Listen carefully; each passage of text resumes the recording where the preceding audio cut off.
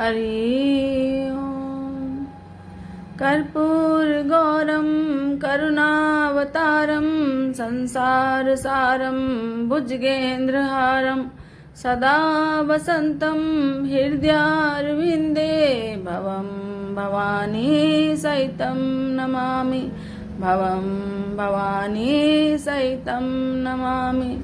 बोलो शंकर भगवान की जय। श्री शिव गीता 16वां अध्याय। श्री रामचंद्र बोले, हे भगवान, आपने मोक्ष मार्ग का वर्णन किया, अब इसका अधिकारी कहिए। इसमें मुझको बड़ा संदेह है, आप विस्तार से सुनाइए। श्री भगवान बोले, हे राम, ब्राह्मण, क्षत्रिय, वैश्य, शूद्र, स्त्री, ब्रह्मचारी, गृहस्थ और बिना यज्ञोपवीत हुआ ब्राह्मण, वानप्रस्थ जिसकी स्त्री मृतक हो गई हो, सन्यासी, पाशुपत व्रत करने वाले इसके अधिकारी हैं। और बहुत कहने से क्या है, जिसके अंतःकरण में शिव जी के पूजन की प्रबल भक्ति हो, वही इसमें अधिकारी है। और जिसका चित्त दूसरी ओर लगा हुआ है, वह इसमें अधिकारी नहीं।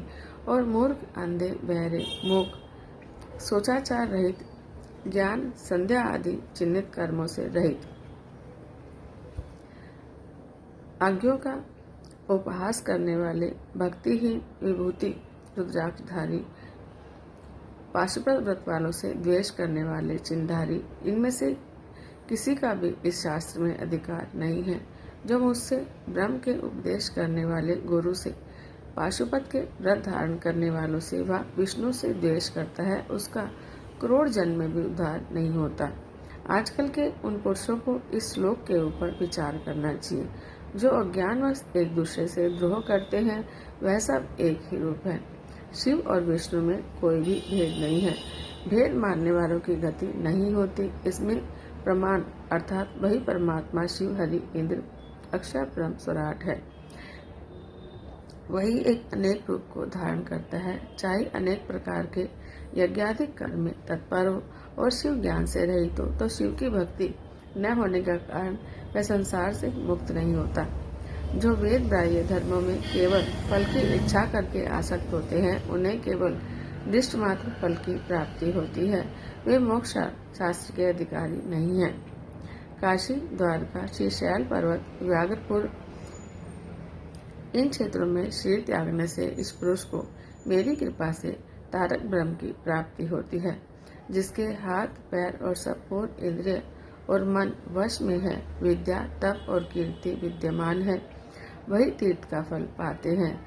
विकारी मन वाले तीर्थ का फल नहीं पाते।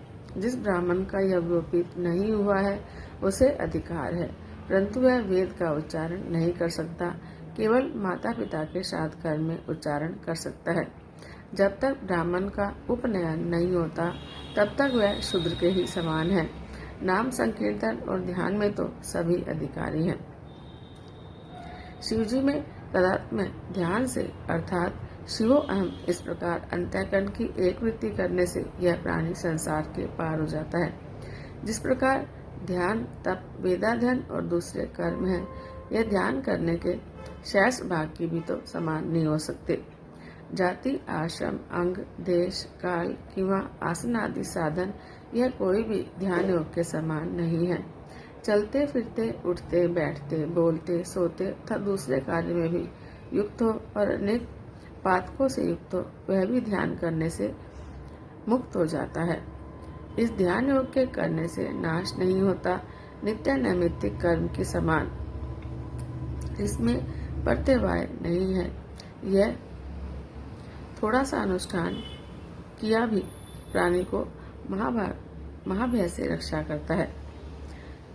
अति आश्चर्य अथवा भय और शोक को प्राप्त हो या छींकने अथवा कोई और रोग में जो किसी बहाने से भी मेरा नाम उच्चारण करता है, वह परम गति को प्राप्त हो जाता है। महापापी भी यदि देहांत में मेरा स्मरण करे तो नमः शिवाय इस पंचाक्षरी विद्या का उच्चारण करे, तो निस्संदेह उसकी मुक्ति हो जाती है। जो अपने आत्मा से ही आत्मा को देखते सब संसार को शिव रूप देखते हैं, उनको क्षेत्र, तीर्थ या दूसरे कर्मों से करने से क्या लाभ है, उन्हें करने की आवश्यकता नहीं। विभूति और रुद्राक्ष सदा सबको धारण करने चाहिए। शिव भक्ति करने वाले योगी हो अथवा न हो, सब रुद्राक्ष धारण करें जिन्हें शिव भक्ति प्राप्त होने की इच्छा हो। जो अग्निहोत्र की भस्म और रुद्राक्ष को धारण करता है वह महापापी होगा तो भी निस्संदेह मुक्त हो जाएगा।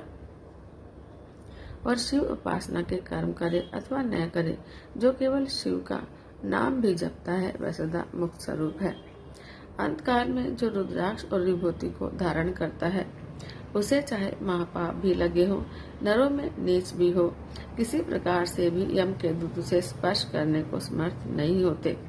जो कोई बेलपत्र के जड़ की मिट्टी शरीर में लगाता है उसके निकट यमदूत किसी प्रकार से नहीं आ सकते। श्री रामचंद्र बोले, हे भगवान, किन मूर्तियों में पूजन करने से आप प्रसन्न होते हैं यह जानने की मुझे इच्छा है, तो आप कृपा करके कहिए। श्री भगवान बोले, मृतिका, गोबर, भस्म, चंदन, बालुका, काष्ठ, पाषाण, लोहकन, केसर आदि रंग, कांसी, जस्ता, पीतल, तांबा, रूपा, स्वर्ण अथवा अनेक प्रकार के रत्न, पारा या कपूर, इनमें जो अपने को प्राप्त हो सके और जो इष्ट हो उसमें शिवलिंग की मूर्ति निर्माण करे। इस प्रकार प्रीति से मेरी उपासना करे तो कोटि गुना फल होता है। गृहस्थी पुरुषों को उचित है कि मृतिका, काष्ठ, लोह, कांसी अथवा पाषाण की प्रतिमा करे। उसमें पूजन करने से गृहस्थियों को सदा आनंद की प्राप्ति होती है। मृतिका की प्रतिमा पूजन करने से आयु, काष्ठ की प्रतिमा पूजन करने से संपत्ति, कांसे की पूजन करने से कुल वृद्धि, लोह की प्रतिमा पूजन करने से धर्म बुद्धि, पाषाण की प्रतिमा पूजन करने से पुत्र प्राप्ति क्रम से होती है। बेल वृक्ष के नीचे या उसके फल में जो मेरी आराधना करता है इस लोक में महालक्ष्मी को पाकर अंत में शिवलोक को पाता है। और बेल वृक्ष के नीचे बैठकर जो विधि पूर्वक मंत्रों को जपे तो एक ही दिन में उस जप करने वाले को पुरस्चरण का फल मिलता है। जो मनुष्य बेल के वन में कुटी बनाकर नित्य प्रति निवास करे उसके जप मात्र से ही सब मंत्र सिद्ध हो जाते हैं। पर्वत के ऊपर, नदी के किनारे, बेल के नीचे, शिवालय में, अग्निहोत्र की शाला में, विष्णु के मंदिर में जो मंत्र का जाप करता है दानव, यक्ष, राक्षस इसके जप में विघ्न नहीं कर सकते। उसे कोई पाप स्पर्श नहीं कर सकता। वह शिव के सायुज्य लोक को प्राप्त होता है। पृथ्वी, जल, अग्नि, वायु, आकाश, पर्वत किंवा अपनी आत्मा ही में जो मनुष्य मेरा पूजन करता है, एक लव मात्र की पूजा करने से उसे संपूर्ण फल प्राप्त होता है। हे राम, अपने आत्मा में जो पूजन करता है उसकी बराबर दूसरी पूजा नहीं। आत्मा में पूजन करने वाला चांडाल भी मेरे लोक को पाता है। संपूर्ण शुभ कर्म आत्मा ही को अर्पण करना, उसी का विचार करना, पापाचरण न करना, यही आत्मा की पूजा है।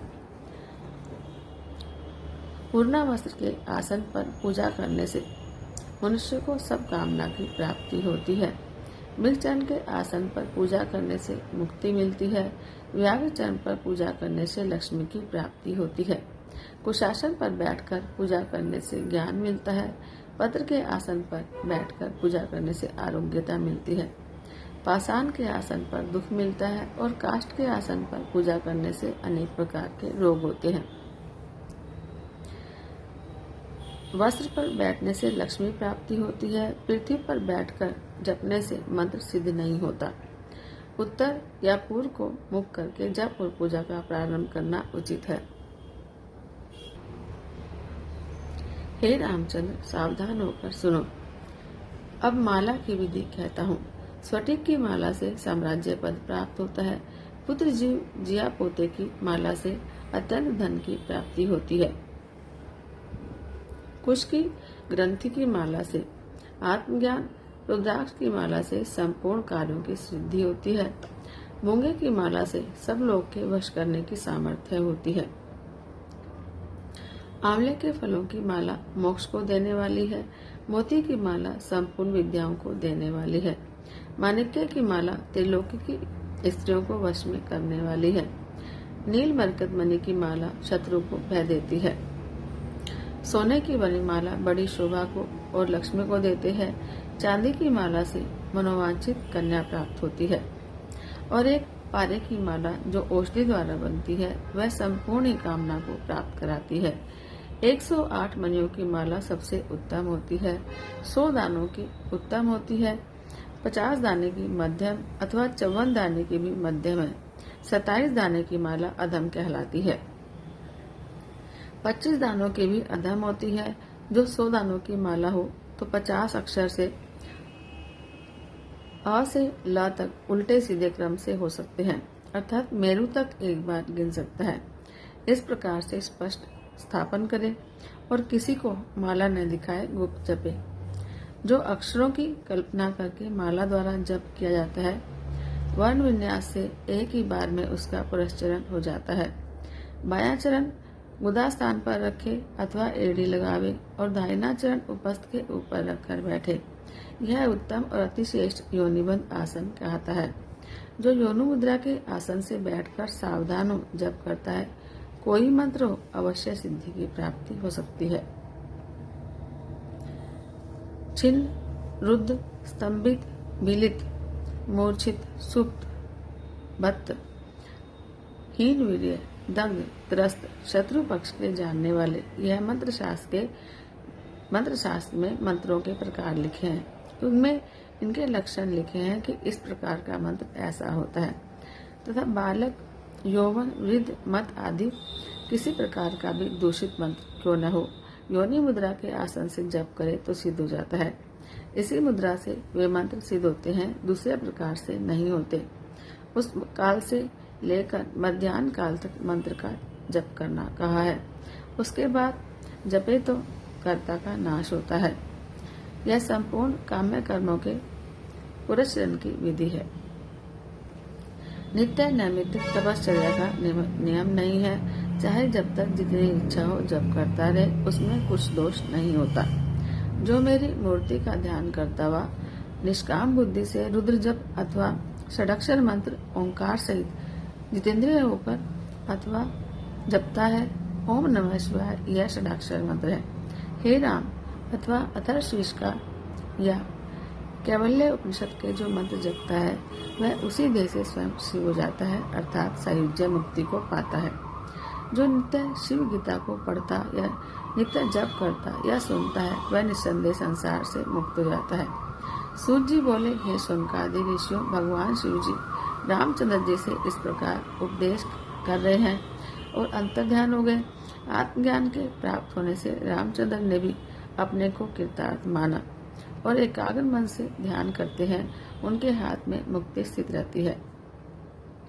इस कारण हे मुनिये, नित्य प्रति सावधान होकर शिव गीता को सुनो, अनायास मुक्ति हो जाएगी, इसमें कुछ भी संदेह नहीं है। इसमें शरीर को क्लेश नहीं, मानसिक क्लेश नहीं, धन का व्यय नहीं, न और किसी प्रकार की पीड़ा है। केवल सुनने से ही मुक्ति हो जाती है। हे ऋषियों, इस कारण तुम नित्य प्रति शिव गीता को सुनो। ऋषि बोले, हे सूत जी, आज से तुम ही हमारे आचार्य, पिता और गुरु हो, जो कि आपने हमको अविद्या के पार तार दिया। जन्म देने वाले से ब्रह्म ज्ञान देने वाले की गौरव अधिक है। इस कारण हे सूत, सत्य ही तुमसे अधिक और कोई दूसरा गुरु हमारा नहीं है। व्यास जी बोले, ऐसा कहकर संपूर्ण ऋषि साय संध्या करने के लिए गए और सूत पुत्र की बड़ाई करते गोमती नदी के समीप ध्यान करने लगे और शिव पारायण हुए।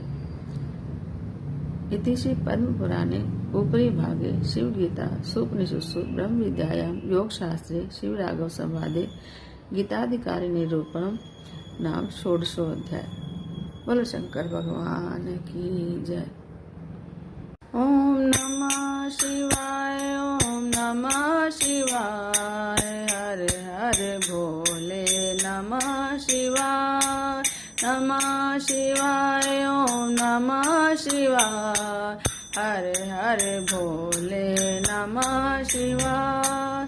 सोमेश्वराय शिव सोमेश्वराय, हर हर भोले नमः शिवाय। सोमेश्वराय शिव सोमेश्वराय, हर हर भोले नमः शिवाय। नमः शिवाय, ओम नमः शिवाय, हर हर भोले नमः शिवाय नमः शिवाय ओम नमः शिवाय हर हर भोले नमः शिवाय गंगाधराय शिव गंगाधराय हर हर भोले नमः शिवाय गंगाधराय शिव गंगाधराय हर हर भोले नमः शिवाय ओम नमः शिवाय हर हर भोले नमः शिवाय ओम नमः शिवाय हर हर भोले नमः शिवाय जटाधराय शिव जटाधराय हर हर भोले नमः शिवाय जटाधराय शिव जटाधराय हर हर भोले नमः शिवाय ओम नमः शिवाय हर हर भोले नमः शिवाय ओम नमः शिवाय हर हर भोले नमः शिवाय नागेश्वराय शिव नागेश्वराय हर हर भोले नमः शिवाय नागेश्वराय शिव नागेश्वराय हर हर भोले नमः शिवाय ओम नमः शिवाय हर हर भोले नमः शिवाय ओम नमः शिवाय हर हर भोले नमः शिवाय रामेश्वराय शिव रामेश्वराय हर हर भोले नमः शिवाय रामेश्वराय शिव रामेश्वराय हर हर भोले नमः शिवाय ओम नमः शिवाय हर हर भोले नमः शिवाय ओम नमः शिवाय हर हर भोले नमः शिवाय। बोलो शंकर भगवान की जय।